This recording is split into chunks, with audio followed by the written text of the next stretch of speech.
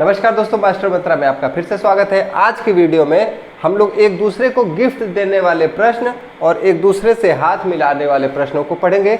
साथ ही साथ हम लोग ऐसे प्रश्न पढ़ेंगे जिसमें दिया है कि एक चिड़ियाघर में चूहे और कबूतर हैं।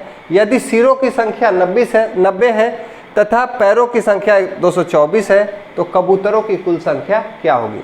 ऐसे दो प्रश्न पढ़ेंगे जिसको हम लोग कैसे एग्जाम्स में लगाएंगे बहुत ही आसानी से। तो आते हैं क्वेश्चन नंबर 1 की तरफ। एक पार्टी में 5 मित्र हैं, एक दूसरे को गिफ्ट देते हैं। एक पार्टी में 5 मित्र एक दूसरे को गिफ्ट देते हैं तो गिफ्टों की कुल संख्या क्या होगी। अब हम लोग इसका पहले बेसिक समझ लेते हैं कि कैसे। मान लो ये 5 मित्र हैं, 1 2 3 4 5। अब देखो ये कितने लोगों को गिफ्ट देगा, 1 2 3 4। ये 4 लोगों को गिफ्ट दिया। ये भी कितने लोगों को गिफ्ट देगा, 1 2 3 4, 4 लोगों को। ये कितने लोगों को गिफ्ट देगा, 4। मतलब ये सबको गिफ्ट देगा। ये कितने लोगों को गिफ्ट देगा, 4। और ये कितने लोगों को गिफ्ट देगा, 4। यानी कि 4 4 8 4 12 4 16 4 20। यानी हर आदमी अपने से एक कम आदमी को गिफ्ट देगा।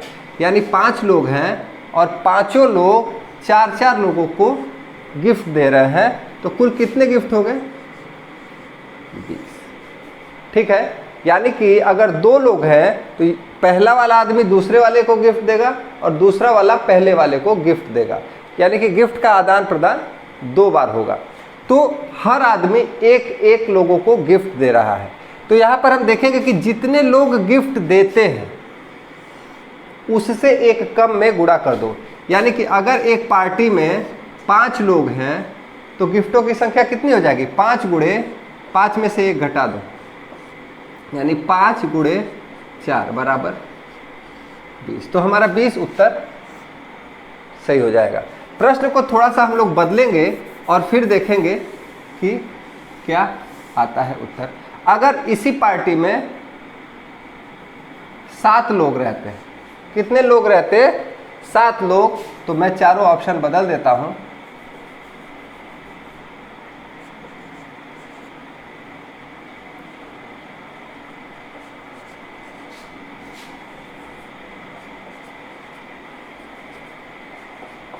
अब बताओ, एक पार्टी में 7 मित्र एक दूसरे को गिफ्ट देते हैं तो गिफ्टों की कुल संख्या क्या हो जाएगी। तो 7 गुणे क्या होगा, 7 से 1 कम कर दो, 6। ठीक है। हर आदमी, 7 आदमी 6 लोगों को गिफ्ट देगा।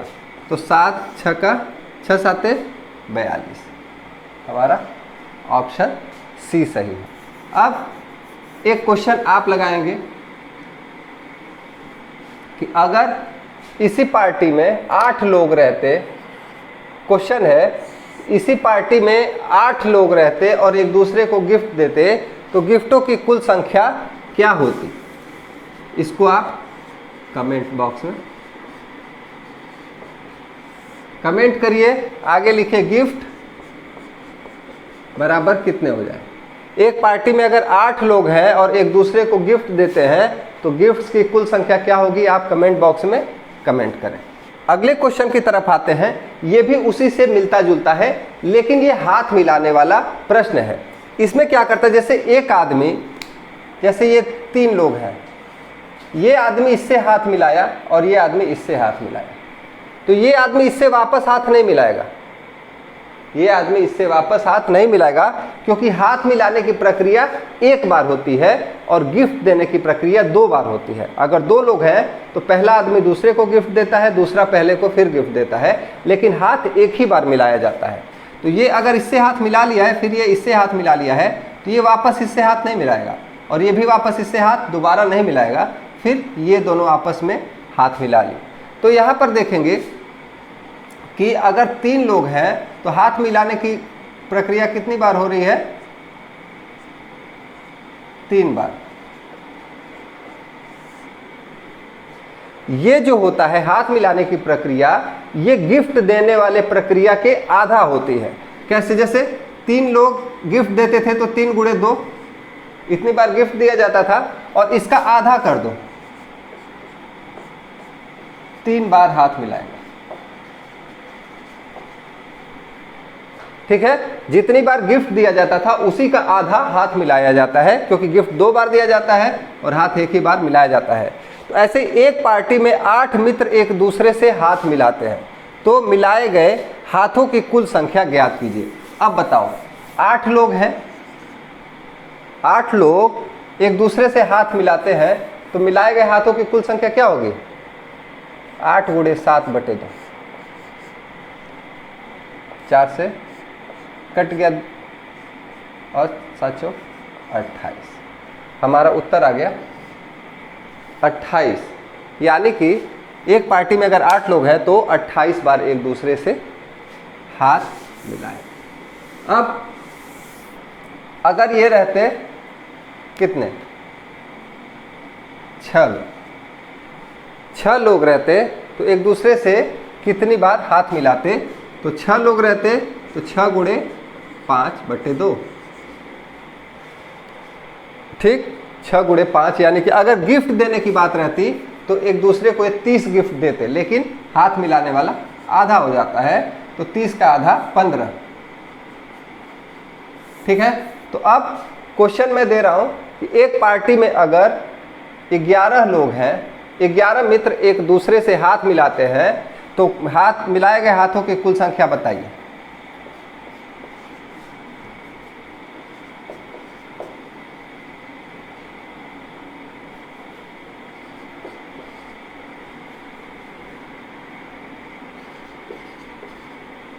अब इसका आंसर आप कमेंट करिए, कमेंट में लिखिए हाथ मिलाया।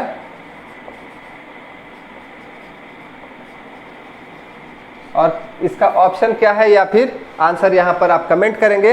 अब आते हैं हम लोग अगले क्वेश्चन पर कि एक चिड़ियाघर में चूहे और कबूतर है, यदि सिरों की संख्या 90 तथा पैरों की संख्या 224 है तो कबूतरों की कुल संख्या क्या होगी? ऐसे क्या करते हैं, देखो क्या है, चूहे हैं और कबूतर,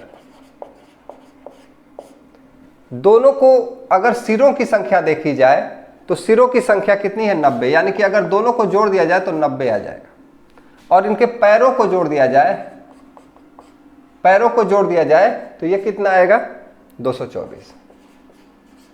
अब देखो कबूतरों की कुल संख्या पूछा हुआ है, कबूतरों का, तो कबूतर छोड़ो। अच्छा ये बताओ, अगर सारे चूहे रहते, 90 के 90 क्या रहते?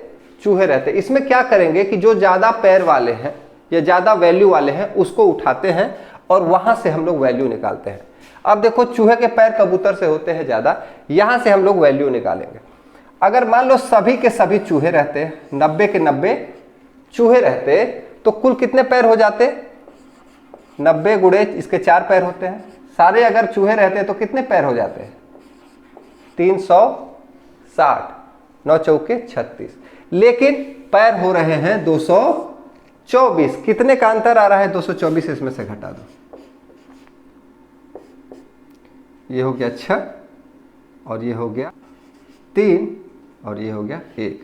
136 पैर कम हो रहे हैं, और जो 136 पैर कम हो रहे हैं वो जाहिर सी बात है कि कबूतरों के ही पैर होंगे।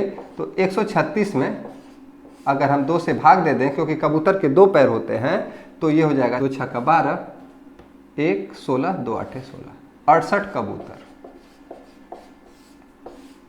यानी कि 68 कबूतर होंगे।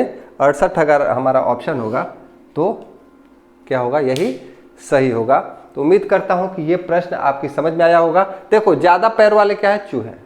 अगर 90 कुल दोनों मिलाकर हो जा रहे हैं 90, और दोनों के पैर मिलाकर हो गए 224। अगर सारे चूहे होते, क्या होते? सारे चूहे होते तो कुल कितने पैर होते? 90 गुणे 4 360, लेकिन पैर है 224, तो 360 में से 224 घटा दो, 136 पैर का अंतर आ रहा है। और ये अंतर किसके पैरों का है? ये अंतर है कबूतर के पैरों का, ठीक है, क्योंकि कबूतर के पैर होते हैं कम। अब 136 पैर अगर कबूतर है तो कितने कबूतर होंगे? 68। तो 68 हमारा उत्तर आ जाएगा। उम्मीद करता हूं कि ये प्रश्न आपकी समझ में आ गया होगा। एग्जाम में ऐसे ही इसको लगाएंगे, अगले प्रश्न को देखेंगे तो तुरंत हमको ये प्रश्न और ज़्यादा समझ में आ जाएगा। अगला प्रश्न है, किसी व्यक्ति के पास कुछ मुर्गियां तथा गाय है। कुछ गाय हो गई या मुर्गी हो गई, मुर्गियां और गाय, दोनों को जोड़ने पर कितनी हो रही हैं? इनके पैरों की संख्या 140 तथा सिरों की संख्या 48 है। दोनों को जोड़ने पर 48, जितने सिर होंगे उतने ही मुर्गी और गाय मिलाकर सबके एक एक सिर होते हैं। तो ये हो गई सिरों की संख्या, यानी दोनों को जोड़ने पर 48 आएगा। लेकिन अगर इनके पैरों को जोड़ा जाए दोनों को तो कितना आएगा? 140। अब देखो पूछा है मुर्गियों की संख्या ज्ञात कीजिए 2 पैरों वाली। हम क्या करेंगे, शुरू करेंगे गाय से। अगर सारी 48 गाय होती तो हमारे कितने पैर हो जाते हैं? 8 चौके 32 को 2 हासिल 3 और 4 चौके 16 17 18 19, 192 पैर होते अगर सारी होती क्या? गायें। लेकिन पैर हो रहे हैं 140, क्योंकि उसमें कुछ मुर्गियां हैं जिनके 2 ही पैर होते हैं। हमने माना कि सारी गायें हैं तो 192 पैर होते। अब 140 ही पैर हैं तो कितने का अंतर आ रहा है?